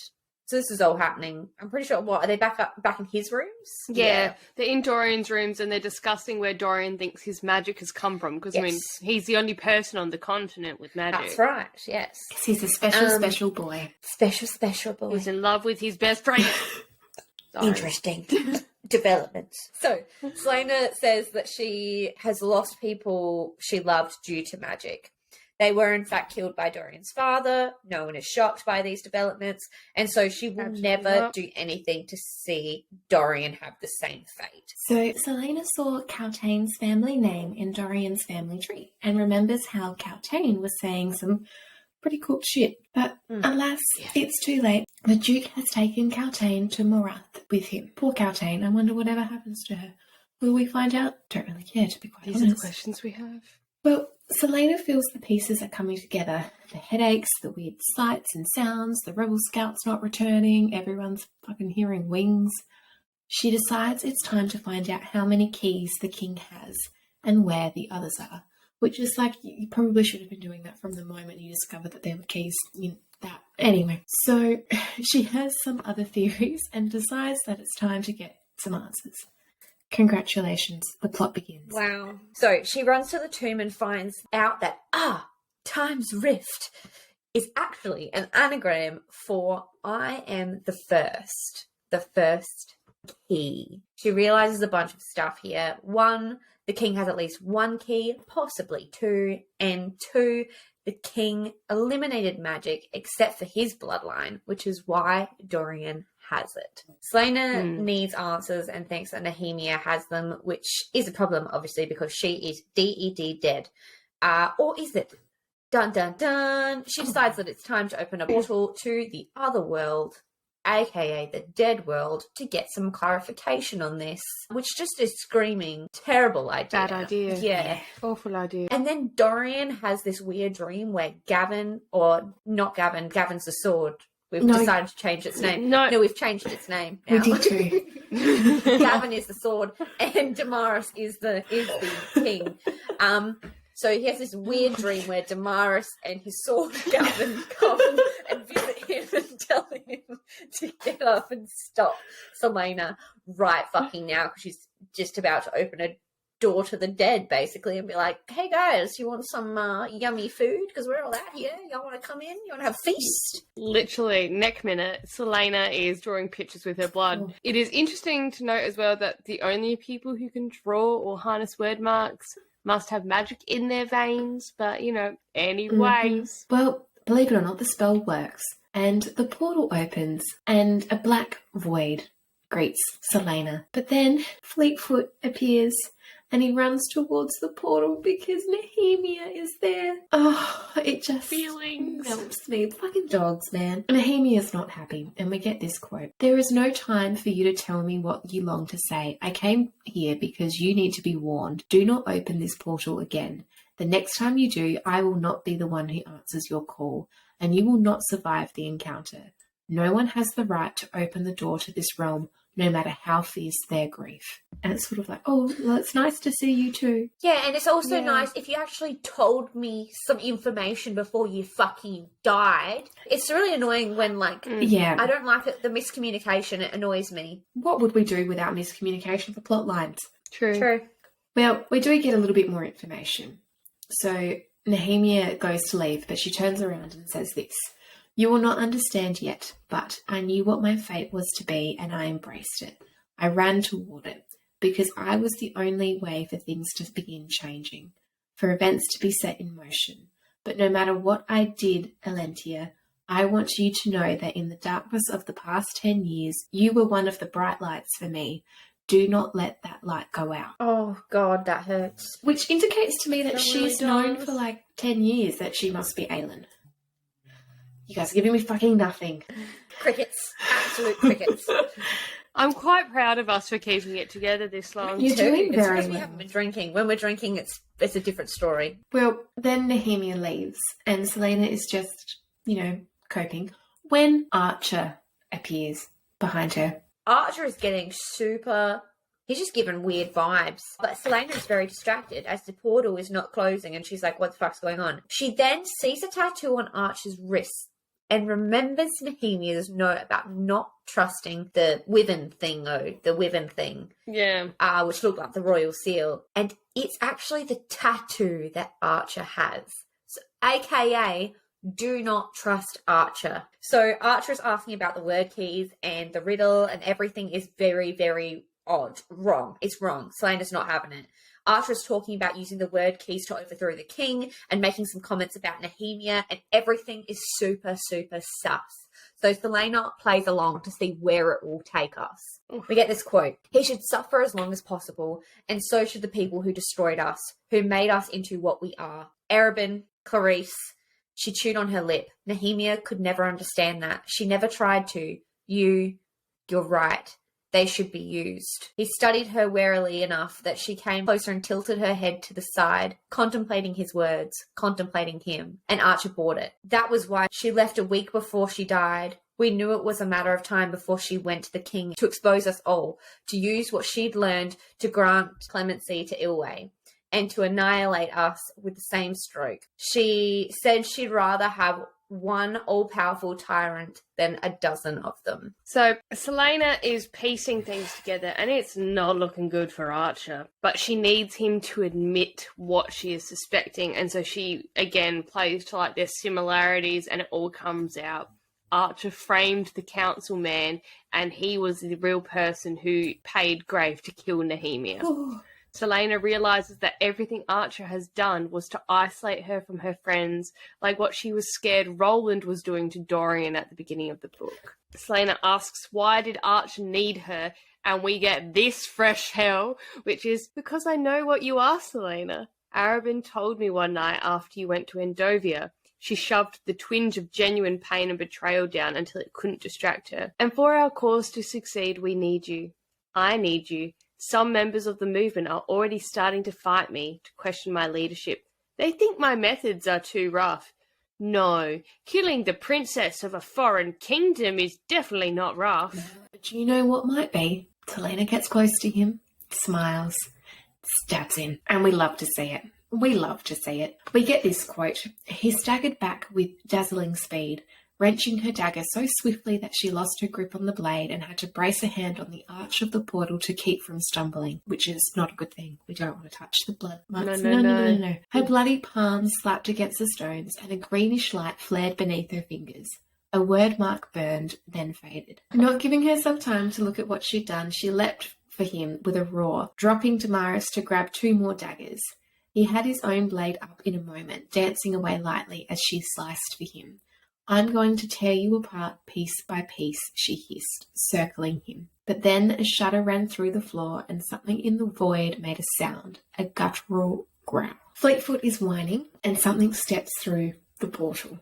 Then we jump POVs. We're now with Kale in his bed and he can't sleep because Dorian has appeared and he's like, bro, we gots to go. And Kale, understandably, is a little concerned about following a dream that Dorian had. But they end up busting into Celaena's room and see the exposed secret tunnel. Secret tunnel. Secret tunnel. Through the mountains. Anyways, sorry. Yes, so Kale tries to convince Dorian to stay at the top of... He's like, do not go down that secret tunnel. Don't do it. But they hear a human scream and Kale is basically running before he can think twice. And we get this quote. He didn't know where to look first, at the long hallway where one wall glowed with an arch of green symbols, or at the world that showed through the arch, depicting a land of mist and rock. At Archer, cowering against the opposite wall, chanting strange words from a book held in his hands. At Celaena, prostate. It's just a testicle.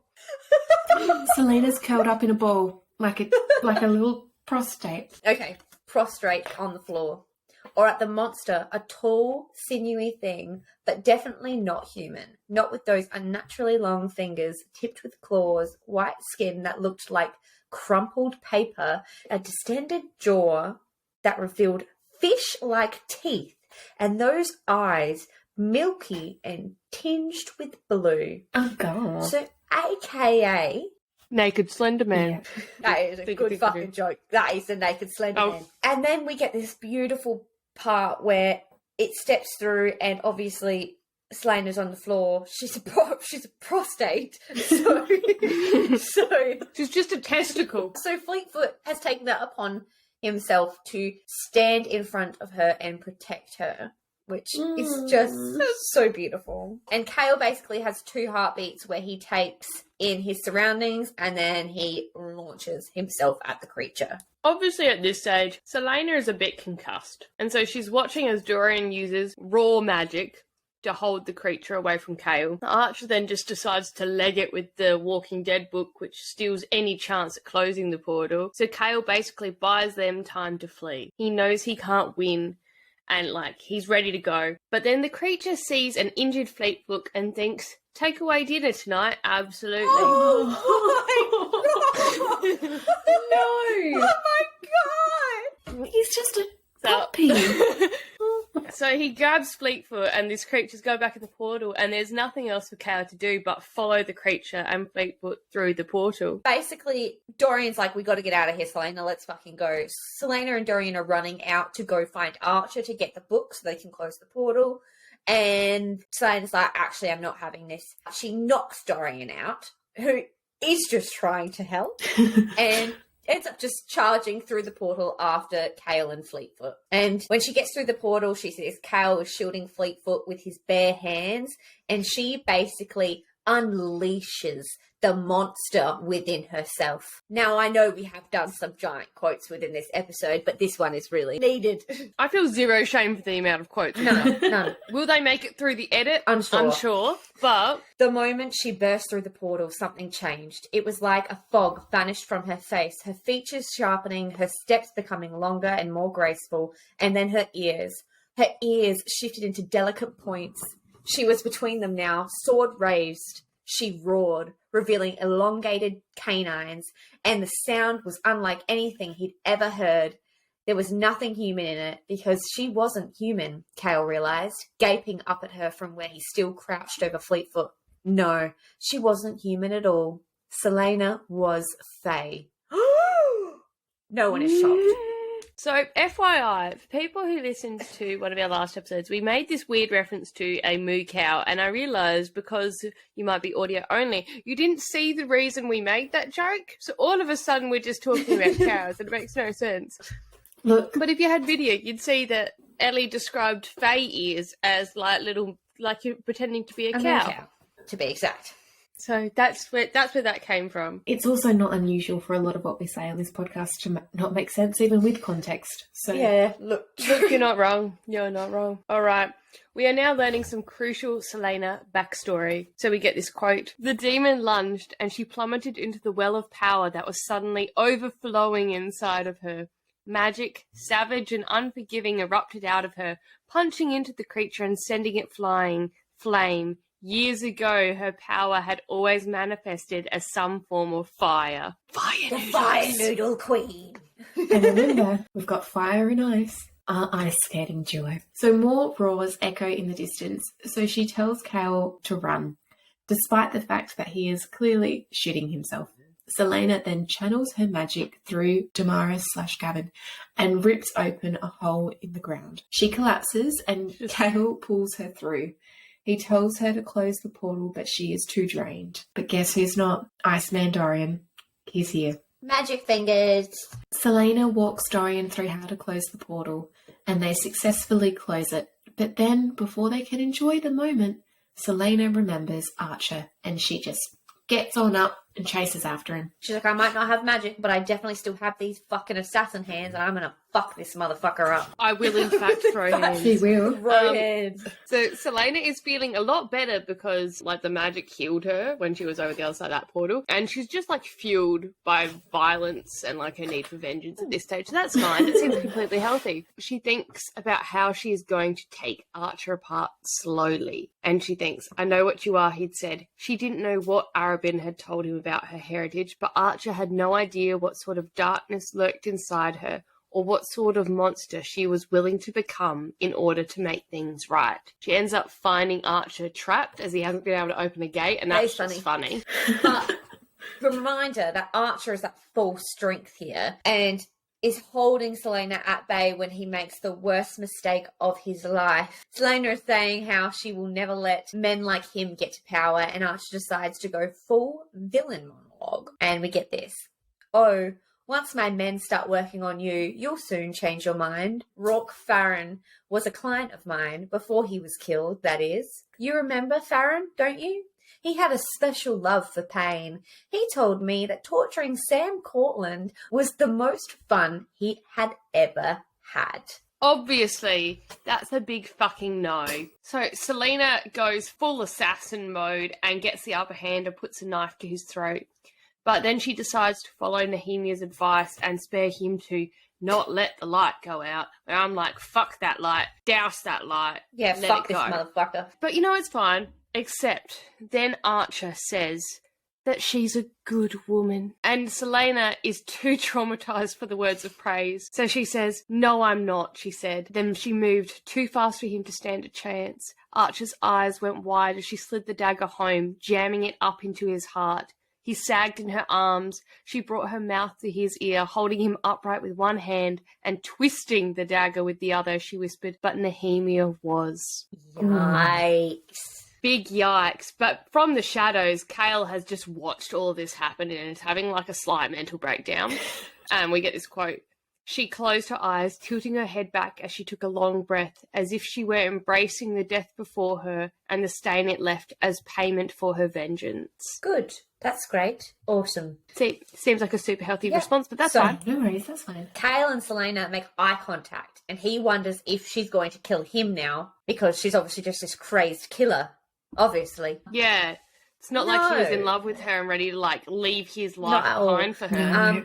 But she doesn't obviously kill him, and instead she basically says that she owes him an explanation, which, I mean, that's fair. They get to a healer. Well, basically a healer attends to Dorian or whoever's rooms. And Celaena just basically dismisses Dorian for a moment. She's like, just hold on. I need to just speak with my ex-lover, and my dog is really stressed. So I'm really sorry, Dorian. I know that you're really sweet, but you've got to take a back seat. You are the weakest link. Goodbye. And we get this quote.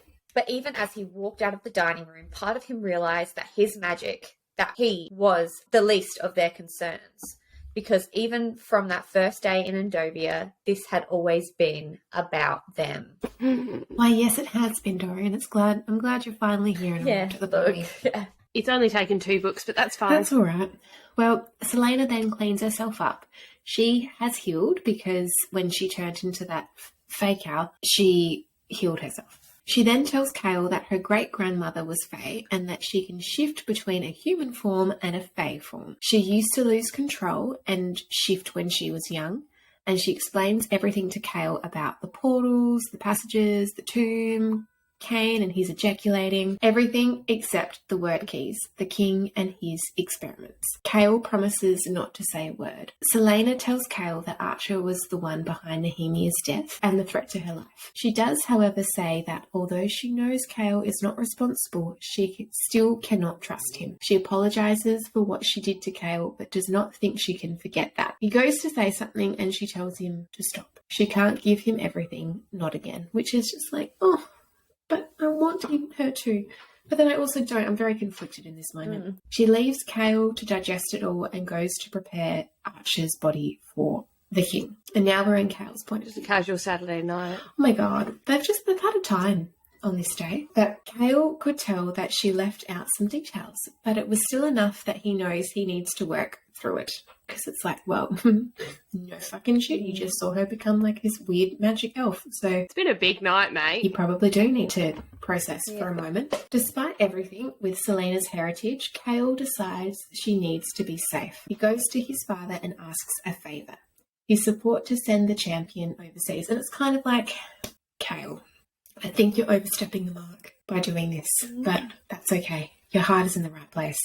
So it essentially means that if his father supports him, he will return to anal. And his father is like, yes, that is a great plan. Yikes. So we skip to the next chapter and Celaena tells Dorian a more limited version of what she told Kale. And he's quite calm about it, actually. And we get this quote. Even though things are different between us now, I meant what I said after the duel with Cain. I will always be grateful that you came into my life. Oh my gosh, I love them. And Celaena can't help but think that Dorian could be the bright future for the world that Nehemia was dreaming about, depending on if Dorian's father knows that he has magic and or what he does with that information. Yeah, look, fair. It's pretty risky for Dorian, to be honest. It's a lot of stress. And then, speaking of stress, we are now in the king's point of view, and he is considering the proposition Kale has made. We find out that Parrington is dealing with a slave uprising in Calcutta, aka that really tragic chapter we got earlier, and the king is wishing that Parrington had been at court to help him investigate who opened a portal last night, because he had felt it. Good. The king also knows that someone killed Baba Yellowlegs, as Yellowlegs had been invited to the castle to speak with the king so he could discuss the witches and an alliance, but he didn't get the chance because she's dead in the oven.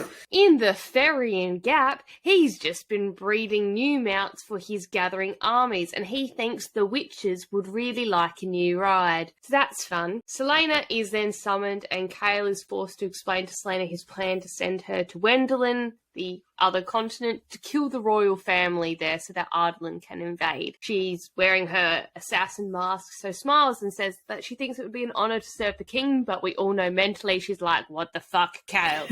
The king then tells us that he hasn't learnt anything else about the word mark on her head, other than the fact that it means nameless or unnamed. And then Celaena is basically sent to make a grand message in Wendelin, and she has 2 weeks to kill the entire royal family, which seems pretty chill. Dorian is not happy about it, but Cale has schemed and had enough votes to get it all done. And we get this quote, "But the king wasn't particularly interested in their petty dramas. Not when this brilliant plan had arisen. He'd have to send riders immediately to the Ferrian Gap and the Dead Islands and have General Narok ready his legion. He didn't mean to make mistakes with this one chance in Wendelin, and it would be the perfect opportunity to test a few of the weapons he'd been forging in secret all these years."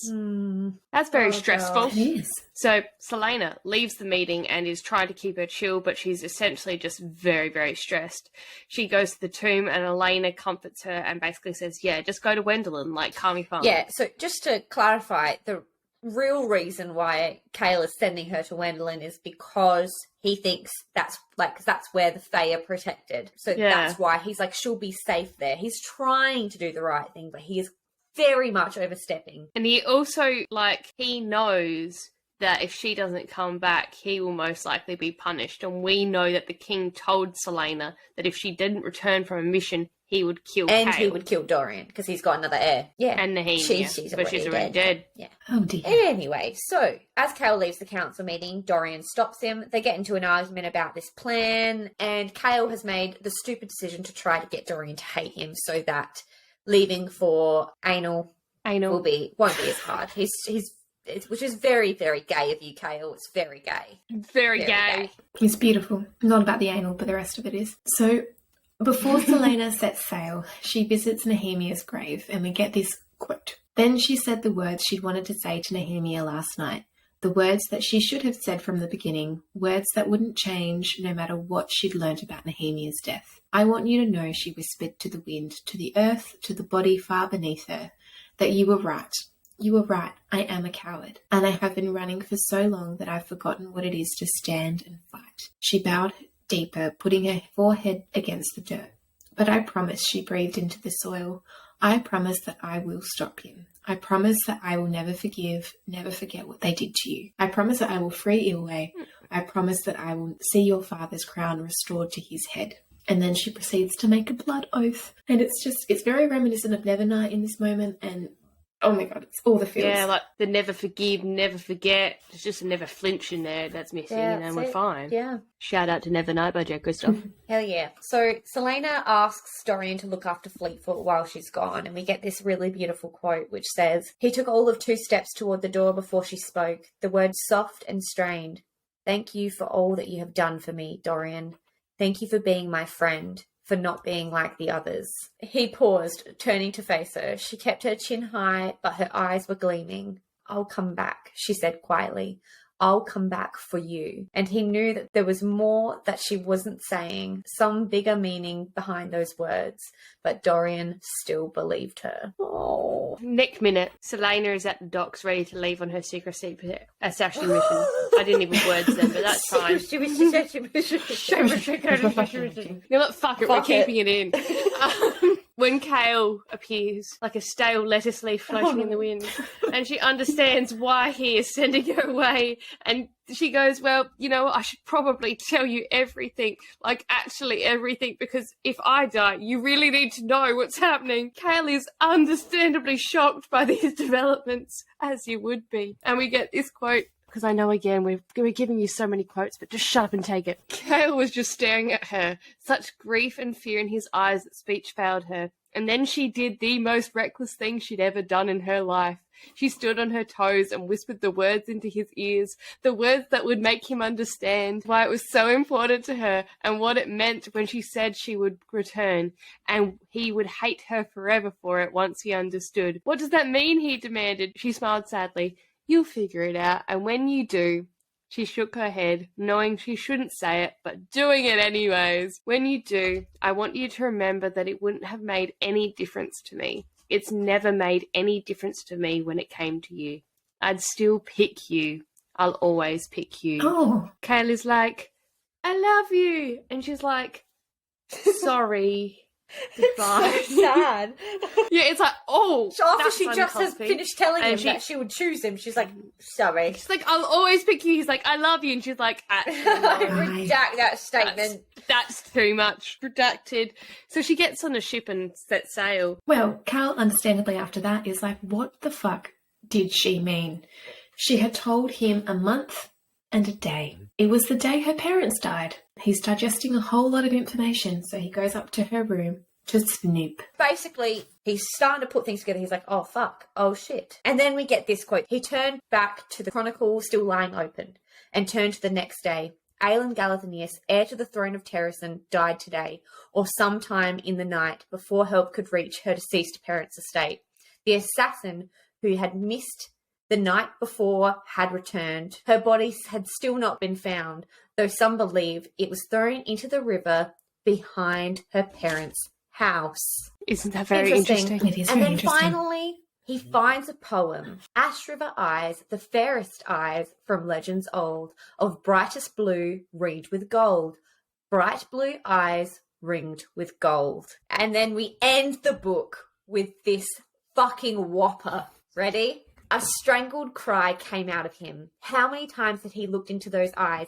How many times had he seen her avert her gaze, that one bit of proof she couldn't hide from the king?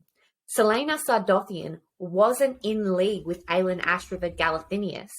Celaena Sardothian was Aelin Ashriver Galathynius, heir to the throne and rightful queen of Terrasen. Oh, man. Fucking shook. The first time I read this book, I remember literally being like, you motherfucker, oh my fucking god. And I ran to Aerofire. Oh. I ran. That's where you leave the second book in a series, and you're like, holy shit, what the actual fuck? Why would you do that to Amazing. Sarah? She has another name. Just more. More. It's delightful. So many names. She has King's so many Champion. names. Adelin's Assassin. Celaena Sardothian. Lillian Gordana. Aelin Ashriver Galathynius. Yeah. Alentia. There's more. She ends up with got, like like, 6 or 50 something names. fucking names. Oh, great. She just keeps going. Well, that's the end of book 2, everyone. For music references this week, I've actually got a playlist for you. It is, believe it or not, called Crown of Midnight. Oh. And it is by Ink Shelves. So just have that one on the back in the background while you're reading. Amazing. Thanks, Good Ellie. work, Ellie. You are welcome. So for fan art for book 2, we've got AJN_art, which is Celaena reading with Fleetfoot in Rifthold. Then we've got Nehemia by Mftfernandez. We've got a Dorian and Kale by _Alex_Oxy_. Then by Myhopeart, we have a gorgeous one of Celaena. Then we've got a person whose art is going to pop up a lot for this series. Her name is Inkfaeart. So she's done a Celaena and Kale where it's very cute. They're like so in love. And then we've got the OG trio being Dorian, Kale, and Celaena by Colouranomaly. And then a person that we will get a whole bunch in this series is MELLENDRAWS on Instagram, and she has done a Celaena and Nehemia artwork that is just cute as fucking shit. Well, you know what's coming next, y'all? It's Aerofire. And yes, this will be done in 2 parts. It might even be done in 3 parts if we're recording it this fucking long, because this alone has also taken 3 hours, this recording. So we'll see how we go.